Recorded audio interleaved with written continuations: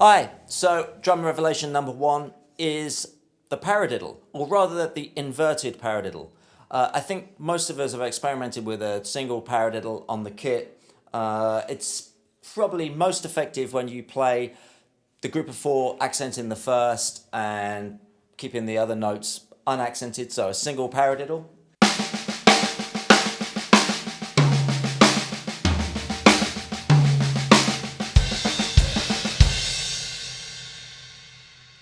So it's also worth practicing that accent in the first two single notes.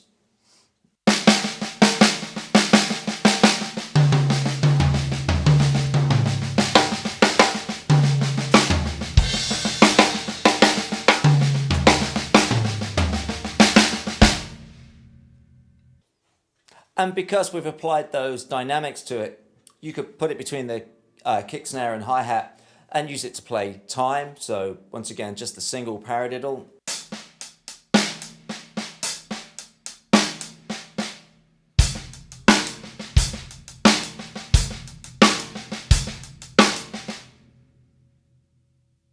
And now mixing up some of those other accents. So again, picking out some of the other single notes. So the second note in each group of four.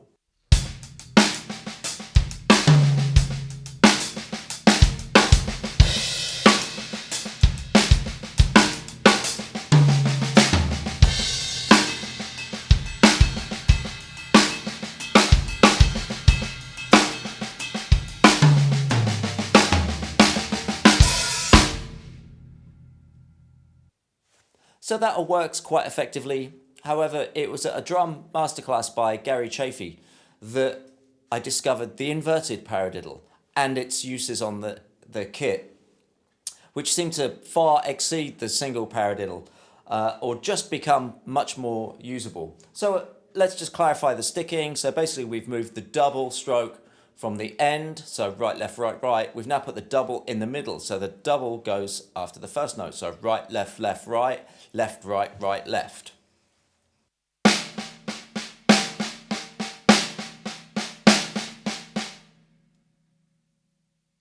It's a little clearer to hear if we play it in that kick, snare, hi-hat format.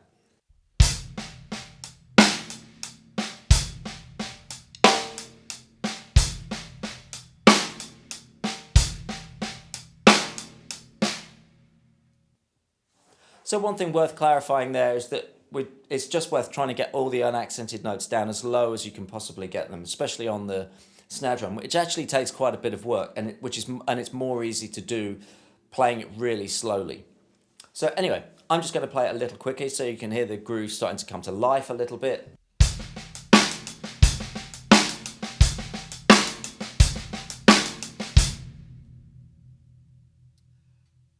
So now we'll put it onto the toms instead. So once again, the first note of each group on the toms.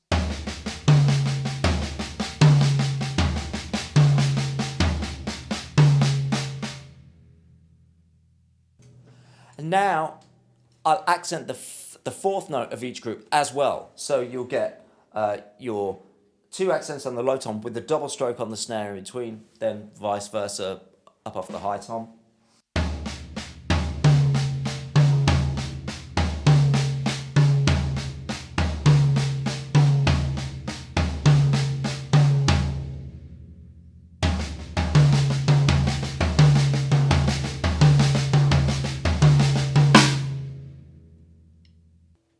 And now let's do that in our kick, snare, hi-hat format. I'm going to use these hi-hats over here to give myself a little more room to hit the backbeat.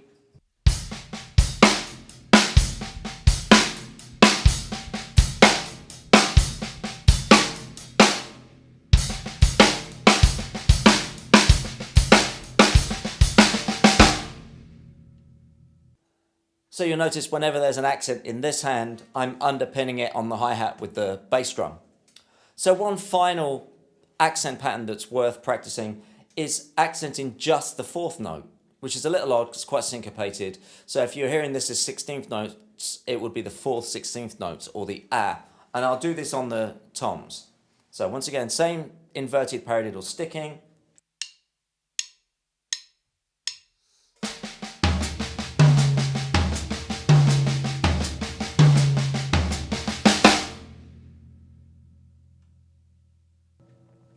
and now alternated with a bar of hitting the downbeat.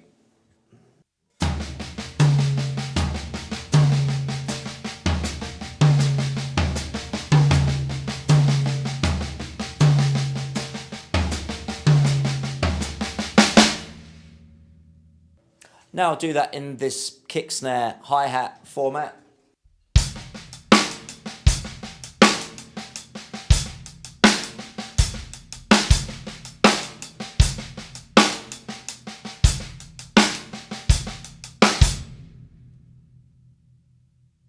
And now I'll move between some of those different combinations, so accenting the downbeat, the fourth note, or the downbeat and the fourth note.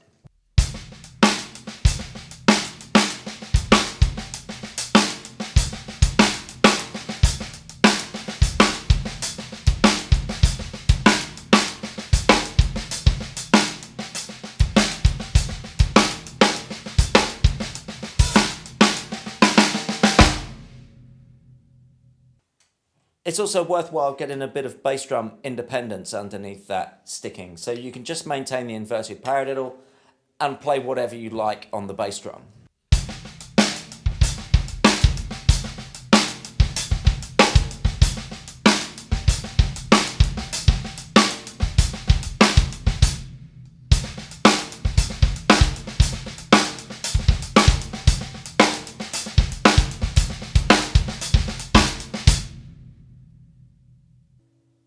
And so now I'm going to put the hands between the ride cymbal and the hi-hat, coming back across to get the backbeat. And I'll occasionally now start moving the hands down to hit the toms. Again, sometimes on that first note, sometimes on the fourth note, occasionally both.